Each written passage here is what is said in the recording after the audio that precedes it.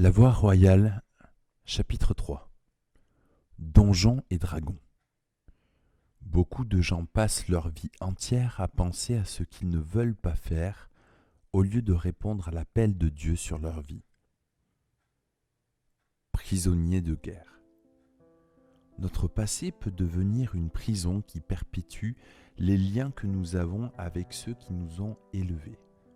Sans y penser, nous reproduisons, en nous et dans ceux qui nous entourent, les mêmes comportements destructeurs. Cela se produit de diverses façons.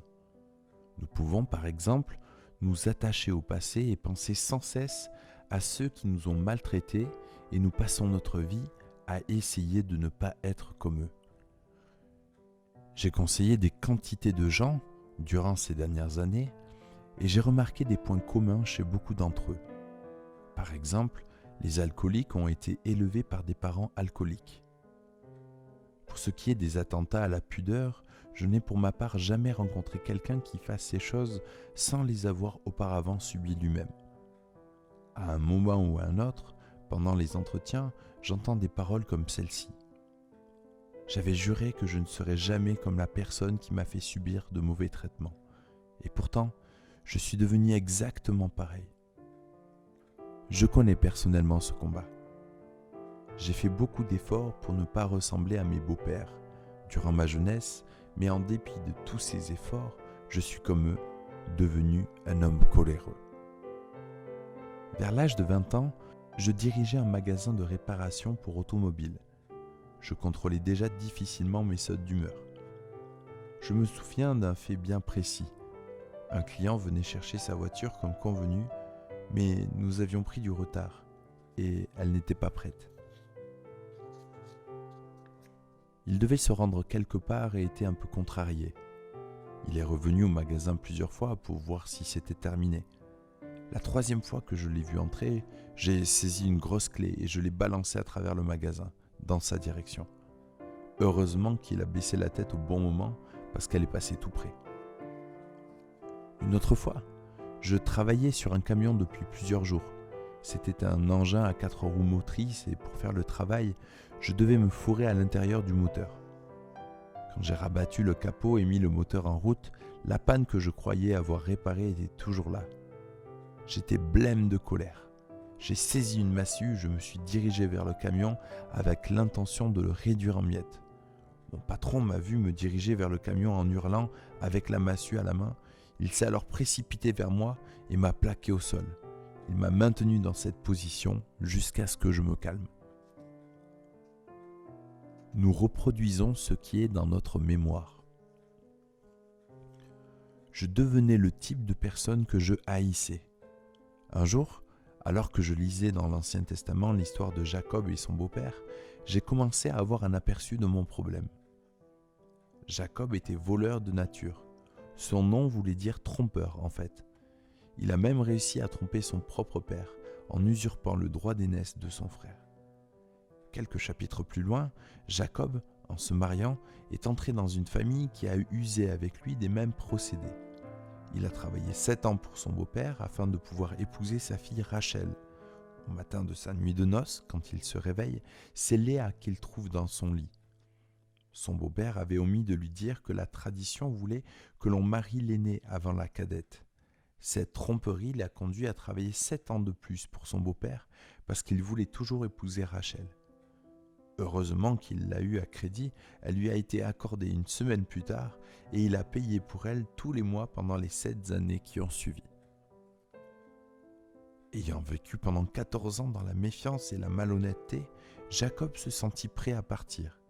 Il demanda à son beau-père de lui donner sa part afin d'être son propre chef. Laban n'était pas un imbécile, il savait que Jacob lui avait rapporté une fortune.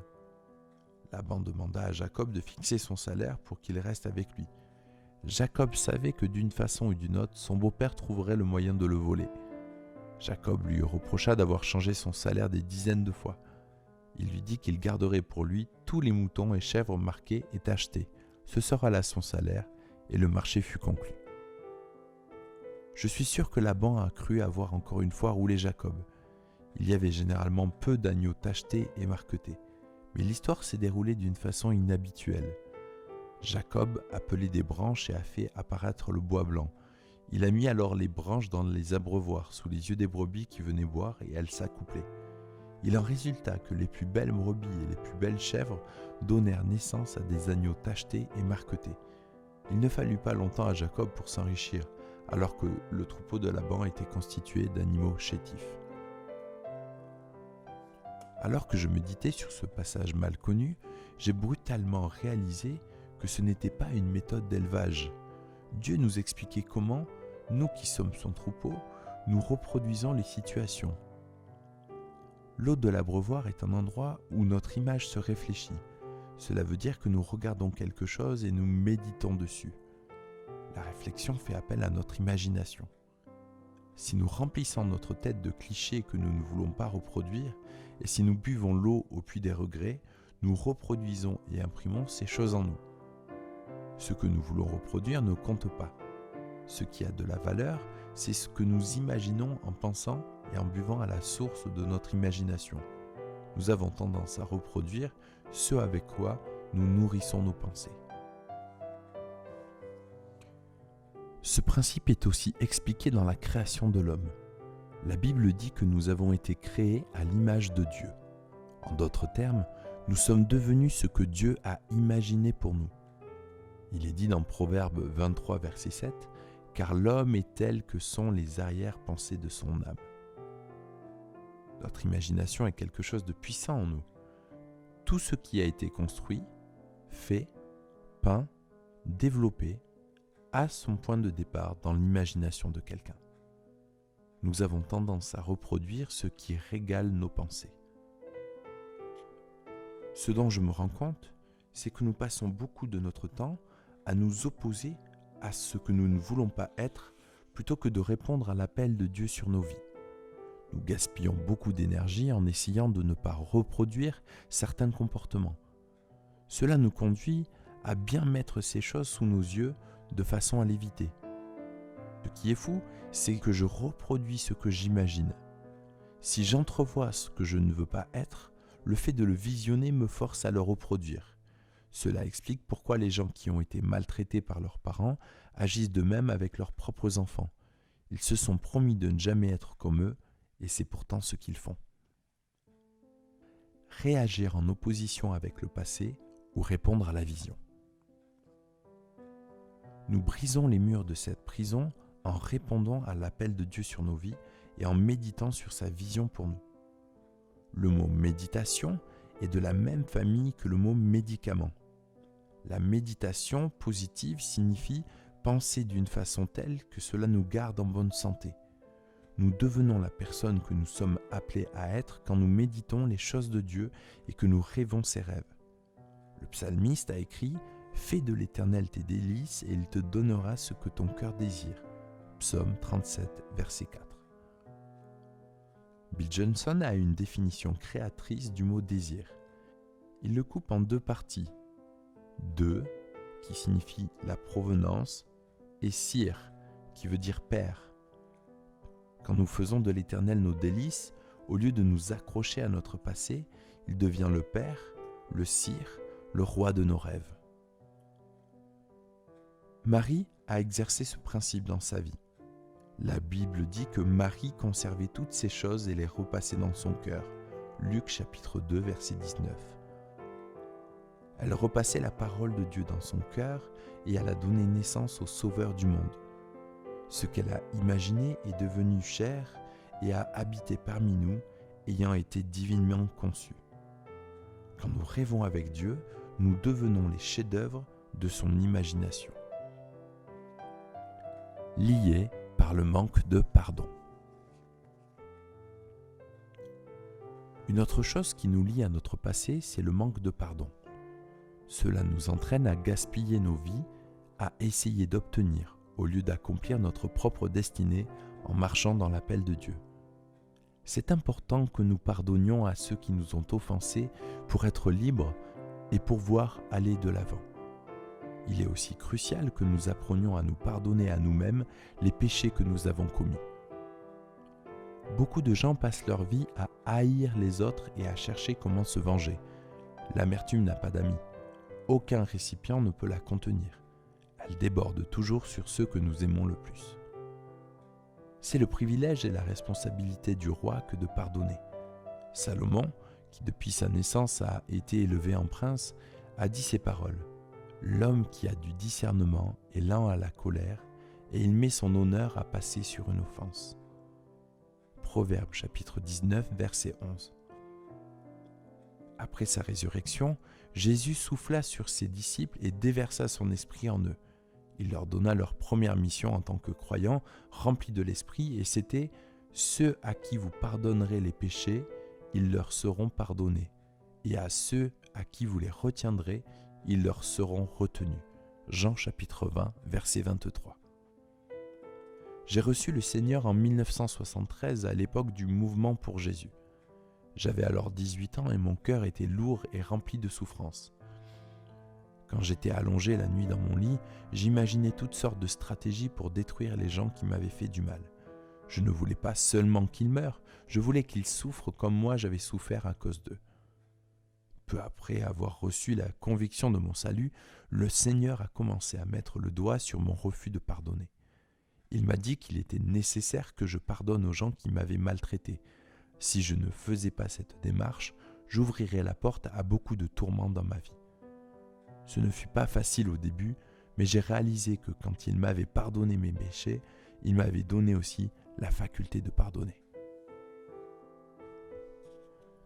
Le manque de pardon ouvre la porte aux tortionnaires. Je compris l'avertissement du Seigneur au sujet des tortionnaires quand j'ai lu une histoire intéressante sur notre roi et notre royaume. Cette parabole était une réponse à la question que Pierre avait posée sur le nombre de fois qu'il fallait pardonner. Cela semble assez amusant que ce soit Pierre qui pose cette question, alors que c'était dans l'équipe le gars le plus sujet à offenser les autres. Jésus a donc dit « C'est pourquoi le royaume des cieux est semblable à un roi qui voulut faire rendre compte à ses serviteurs. Quand il se mit à compter, on lui amena un qui lui devait 10 000 talents. Comme il n'avait pas de quoi payer, son maître ordonna de le vendre, lui, sa femme et ses enfants, et tout ce qu'il avait, et de payer la dette. Le serviteur se jeta à terre, se prosterna devant lui et dit « Seigneur, prends patience envers moi, et je te paierai tout. » Touché de compassion, le maître de ce serviteur le laissa aller et lui remit sa dette. En sortant, ce serviteur trouva un de ses compagnons qui lui devait 100 deniers. Il le saisit et le serrait à la gorge en disant « Paie ce que tu me dois. » Son compagnon se jeta à ses pieds et le supplia, disant « Prends patience envers moi, et je te paierai. » Mais lui ne voulut pas. Il alla le jeter en prison jusqu'à ce qu'il ait payé ce qu'il lui devait. Ses compagnons, voyant ce qui arrivait, furent profondément attristés, et ils allèrent raconter à leur maître tout ce qu'il s'était passé. Alors le maître fit appeler ce serviteur et lui dit « Méchant serviteur, je t'avais remis en entier ta dette, parce que tu m'en avais supplié. Ne devais-tu pas avoir pitié de ton compagnon, comme j'ai eu pitié de toi ?» Et son maître irrité le livra au bourreau jusqu'à ce qu'il ait payé tout ce qu'il devait. C'est ainsi que mon Père céleste vous traitera si chacun de vous ne pardonne pas à son frère de tout son cœur. Matthieu chapitre 18, versets 23 à 35. Cette histoire m'a stupéfié. Le manque de pardon nous conduit en prison. Si nous refusons de comprendre l'étendue de notre dette, l'importance de notre péché devant Dieu et ce que le pardon signifie pour lui, nous sommes amenés à juger les torts que ceux qui sont autour de nous nous ont faits et qui sont beaucoup plus petits, et nous tombons dans le piège. Comme nous pouvons le voir dans l'histoire ci-dessus, c'est à nous que nous faisons du mal. Dieu insiste sur le fait que nous devons pardonner et cela ne le gêne pas d'utiliser le diable pour nous aider à comprendre.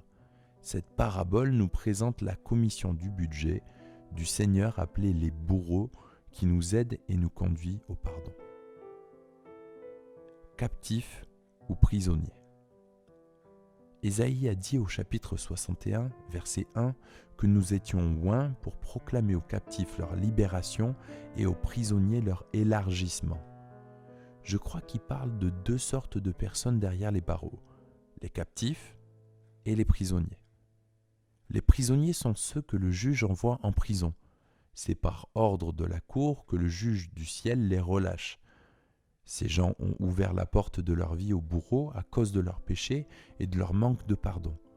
Ils doivent pardonner à ceux qui les ont blessés et maltraités, de façon à ce que Dieu, qui est juge ultime, puisse en toute légalité rappeler les bourreaux et les libérer de la prison. Au cours des années, mon attention a été de nouveau attirée lorsque j'ai été amené à travailler avec des gens tourmentés par des démons. Je me rappelle très clairement une des circonstances. Randy Clark était venu à Reading pour y tenir une conférence. Un soir, il prêchait sur la liberté et au milieu de son message, il ordonna aux esprits démoniaques de quitter les personnes présentes dans l'assemblée.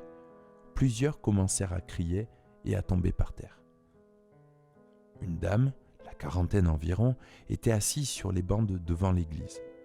Elle commença à se comporter d'une façon bizarre. L'équipe des anciens a alors essayé de l'amener dans une autre pièce pour prier pour elle, mais quand ils sont arrivés dans l'entrée qui menait à la salle de prière, elle a commencé à se comporter comme un animal. Elle s'est mise à mordre, à griffer et à se cogner la tête contre le mur tout en grognant et en montrant les dents. L'équipe des anciens l'a entourée et a ordonné aux esprits de la quitter. Mais ce ne fut suivi d'aucun effet. Quand je suis arrivé à la rescousse, elle criait et griffait toujours, pendant que l'équipe continuait de crier aux démons de sortir. La situation aurait pu paraître comique si l'on ne prenait pas en compte tous les efforts inutiles qu'ils accomplissaient pour l'aider. « Que faites-vous les gars ?» leur demandai-je. « Nous délivrons cette femme, cela ne se voit pas ?» me répondit l'un d'eux d'un ton sarcastique. Je répondis du tac au tac. On a l'impression que c'est le diable qui gagne. Il y a beaucoup de gens qui ont besoin d'être délivrés de leur dernière délivrance. Si vous pensez pouvoir faire mieux, faites-le vous-même, me répondit un autre qui se sentait un peu frustré.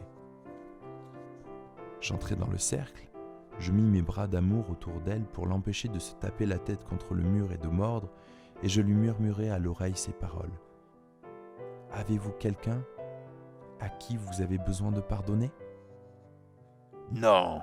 hurla-t-elle. C'est alors que le Seigneur me montra une image de son père en train de la violer. Je lui demandai alors si elle n'avait pas besoin de pardonner à son père. Elle se mit à crier « Je le déteste, je déteste son ventre, il peut pourrir en enfer. » Je lui répondis « Si vous ne voulez pas lui pardonner, alors je ne peux rien faire pour vous. Les démons ont le droit de vous tourmenter. » Je me suis levé, prêt à partir. Arrivé à la porte, je l'entendis hurler dans l'entrée comme une folle. « Parfait, je veux lui pardonner, je ferai n'importe quoi, venez à mon aide. » Quelques instants plus tard, je la conduisis dans une prière de pardon envers son papa et envers d'autres personnes qui me sont venues à l'esprit. C'est alors que nous avons ordonné aux démons de partir. C'est ce qu'ils firent. Elle se leva en riant. Pardonner ne veut pas dire que je doive à nouveau faire confiance à la personne qui m'a fait mal. Cela veut seulement dire que j'enlève la condamnation qui pesait sur elle à cause de son attitude envers moi. Si un homme viole une femme, elle ne lui fera sans doute plus jamais confiance, mais elle doit lui pardonner, sinon les bourreaux viendront la tourmenter. Le pardon rétablit toute chose. Le pardon remet tout à niveau dans nos vies. Je me souviens d'une fois, nos enfants étaient encore des ados. Je me mis en colère après Cathy devant eux et lui manquai de respect. Le jour suivant, je rassemblai les enfants dans le salon et demandai à Cathy et aux enfants de me pardonner mon attitude de la veille. C'est ce qu'ils firent. Puis nous partîmes chacun pour nos activités de la journée. Environ une semaine plus tard, un de nos garçons entra dans la cuisine et s'adressa à Cathy sur un ton sarcastique. C'est à ce moment que j'entrai dans la pièce. Je lui fis remarquer qu'il n'avait pas à parler à ma femme sur ce ton. Il me répondit « Tu as toi-même été grossière avec maman l'autre jour. » Je dis « Mais vous m'avez pardonné. Le pardon rétablit toute chose. Quand tu m'as pardonné, tu as abandonné le droit d'agir pareillement, parce que ton pardon m'a permis de reprendre le rang qui était le mien. Je me suis repenti. Repentance veut dire restauration, remis à sa place d'honneur. » Il s'excusa auprès de sa mère et elle lui pardonna. Si nous ne comprenons pas ce principe, alors nos actions les plus viles, nos pires fautes, nos comportements les plus stupides laissent une marque dans notre vie. Par exemple, si pendant notre adolescence nous avons eu une conduite immorale et que plus tard dans la vie nous sommes parents d'adolescents, nous ne pourrons pas en toute assurance les reprendre sur leur manque de discernement dans leurs relations sexuelles puisque nous aurons agi de la même façon. Si nous nous sommes repentis de nos comportements erronés, nous serons restaurés, nous sommes remis à notre place. Quand nous demandons à Dieu et à ceux qui nous ont blessés de nous pardonner, nous retrouvons la place d'honneur à laquelle Dieu nous a appelés. Autrement dit, le jour le plus sombre de notre vie devient le haut lieu où nous avons le droit d'amener les autres. La vérité est que le pardon restaure en nous la sainteté de Dieu et nous sommes un canal pour les autres.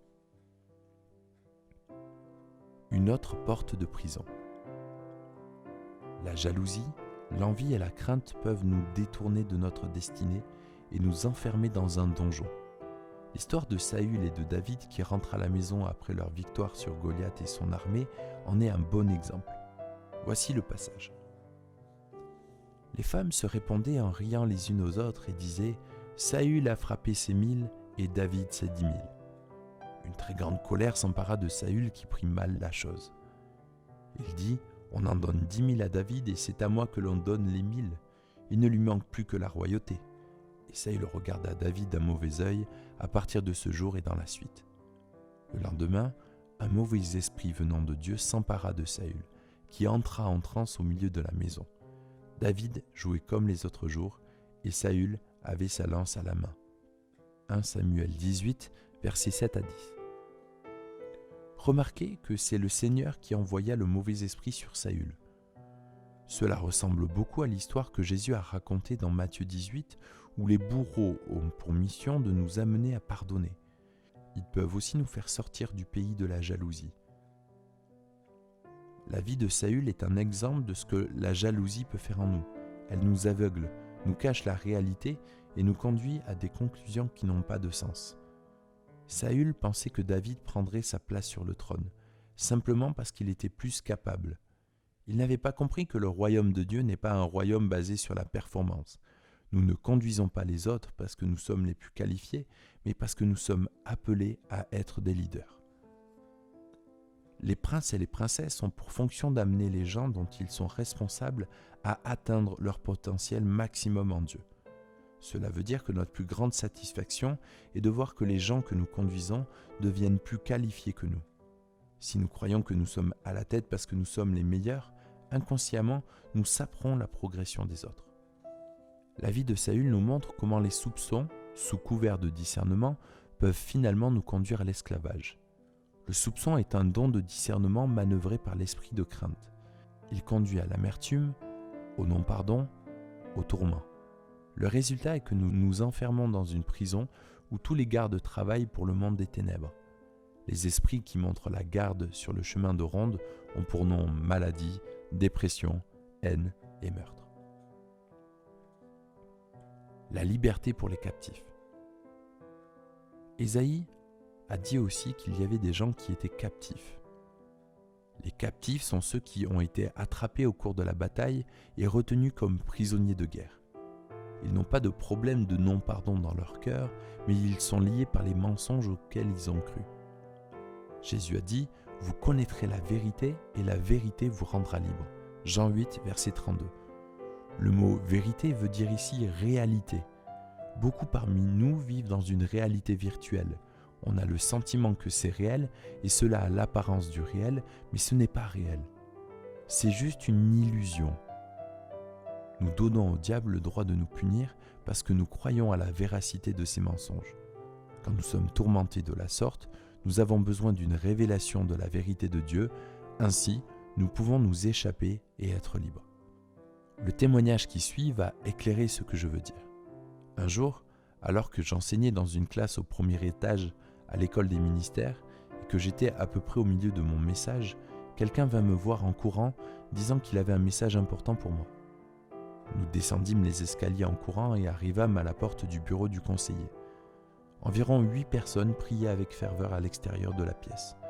J'entrai et une scène des plus sauvages s'offrit à mon regard. Une dame très forte était allongée sur le sol, face contre terre, et 2 de nos surveillants les plus costauds essayaient de la maintenir. 2 de nos conseillers se tenaient debout contre le mur et la femme avait enroulé ses bras autour de leurs jambes. Elle mordait leurs chaussures et poussait des grognements. La première question qui me vint à l'esprit fut la suivante. Pourquoi les démons ont-ils le droit de tourmenter cette femme ? Était-elle prisonnière d'un péché ? Ou y avait-il dans sa vie un problème de non-pardon ? Ou encore, était-elle une captive qui avait cru à un mensonge ? Je m'agenouillai et demandai au Saint-Esprit de m'éclairer dans cette situation. Soudain, j'entendis cette phrase.